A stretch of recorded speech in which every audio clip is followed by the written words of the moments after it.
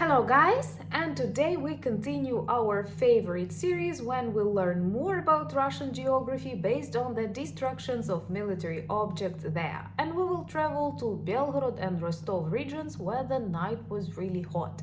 And all because of the Ukrainian drones destroying Russian oil plants and oil depots. This is an extremely effective, maybe the most effective strategy of the Ukrainian armed forces, which with very limited resources, inexpensive drones, allows us to seriously distort Russian economy. And hopefully we will continue this strategy until winter. Russia will be left with less than 50% of its oil production powers and, of course, no money. So let me tell you more about this hot night and also the destruction of one boat in Crimea, which is a good bonus for the liberation of this peninsula. My name is Anna and I vlog daily from Ukraine since the start of the brutal Russian invasion. So if you're new to the channel, you support Ukraine, please subscribe and help us fight against Russian propaganda and fake news. And my longtime friends, check your subscription status and hit notification button. Tonight it was really loud in two regions of Russia that border with Ukraine. This is Belgorod and Rostov. And we have managed to target extremely important from the military and economic point of view objects. In Belgorod region, this was a huge oil depot, and in Rostov, this was an oil plant that produces different oil products out of oil itself. It is extremely important for Russian economy because oil by itself is very cheap, and we know that Russia continues trade with China and other authoritarian regimes, but it sells its resources for a very, very low price, which once again proves us that Russia is a dig and sell economy and it cannot compete with other countries in innovation, products that it offers, or even modern culture. It can only sell the natural resources which actually do not belong to the Kremlin and its gang.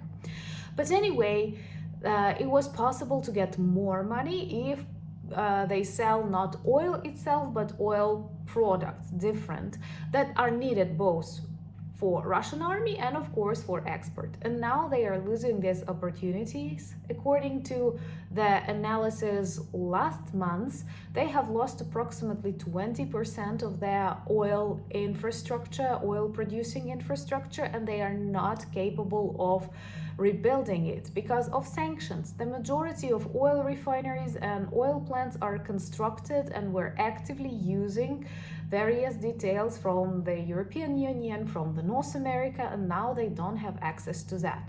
So when destroying Russian oil depots, refineries and plants, we actually not just stop them from producing oil products for a month or two, we prevent them from reconstruction until the complete defeat of Russia, collapse of the Kremlin regime, and only then these sanctions can be lifted. So in Rostov region, a very big plant was targeted by Ukrainian drones and there were a number of explosions. Well, it's obvious, oil producing facilities, they are always very explosive. Russians report smoking accidents there, and perhaps those people who came to fight with the fire continued smoking because there was a second attack that led to a great destruction of this oil plant in Rostov region. What is beautiful, once again, Ukrainians were careful enough and did not cause any problems to the civilian infrastructure or people. It was only the oil producing facilities. If you're new to the channel, remember to subscribe. This is the easiest but extremely effective way to demonstrate your solidarity with Ukraine and all the democratic world, and also help us spread more information about our fight for freedom and safety and security on this planet, because I'm sure all sane people understand that with present-day Russia, with Putin as the so-called ruler of the Federation, we cannot be safe. They have crossed all the red lines, they have violated all the international agreements, and only after their defeat, imprisonment, or hanging in The Hague, we can say relax and start focusing on more important things. For example, our ecology. Right now, I don't have electricity. We have a planned outage, perhaps until midnight. That's actually long hours. But I'm using natural light, making my vlogs even more eco-friendly. Actually, I'm fascinated at how creative, innovative my countrymen are, and that even in times of shortages, in times of war, we demonstrate this willpower, this creativity that helps us go through this hell. You know, as Churchill advised, yeah, if you're going through hell, keep walking. That's the only way. And the other way is also to destroy more and more of Russian military instruments and minus one boat in the Black Sea, all because of the work of Ukrainian drones. So you see this night was really loud, this night was really hot. It caused lots of troubles to the Russian army, and we were using simply Ukrainian developed drones. This is huge. And that's why NATO needs Ukraine. President Biden, NATO could strengthen Ukraine with its experience. Believe me, it's not just about giving and teaching Ukraine, it's also about learning and taking from Ukraine. And I'm sure that we demonstrate this very good friendship and partnership stance, so I hope it will be noticed. So anyway, minus one boat that was functioning for patrolling and various sea raids. But Black Sea is no more safe for Russian warships. It can only be used by Russian submarines, and the majority of their Black Sea Navy is already upgraded to the submarines. So whenever something appears on the surface, it is immediately destroyed. And I'm sure with F-16s arriving to Ukraine, many people believe this will happen during the months. I'm praying for that. We will see Kerch Bridge joining these submarines in the dark waters of the Black Sea.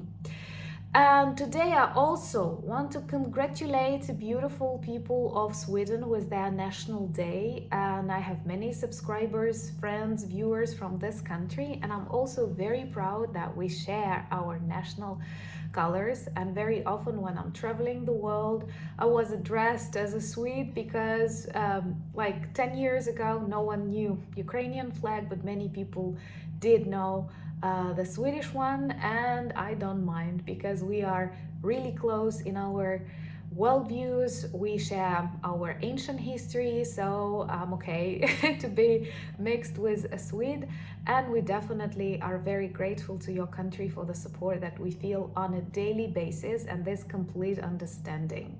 So congratulations, and if you want to celebrate more, you can check our new flag collection in the merch shop, which demonstrates the friendship between Ukraine and many countries. Not all the countries, there are many more, but we have focused on those that are most active on the channel. So do check our merch shop for this beautiful collection. Join me on Instagram, X and Thread. And thank you so much for buying me coffees, becoming my patrons and sponsors of the channel, helping me film more and write more. And actually today I was explaining why the Black Sea is the Black Sea. Thank you so much once again for all the work that you do, for all the conversations that you hold, and all of your prayers. United we stand. Slava Ukraini!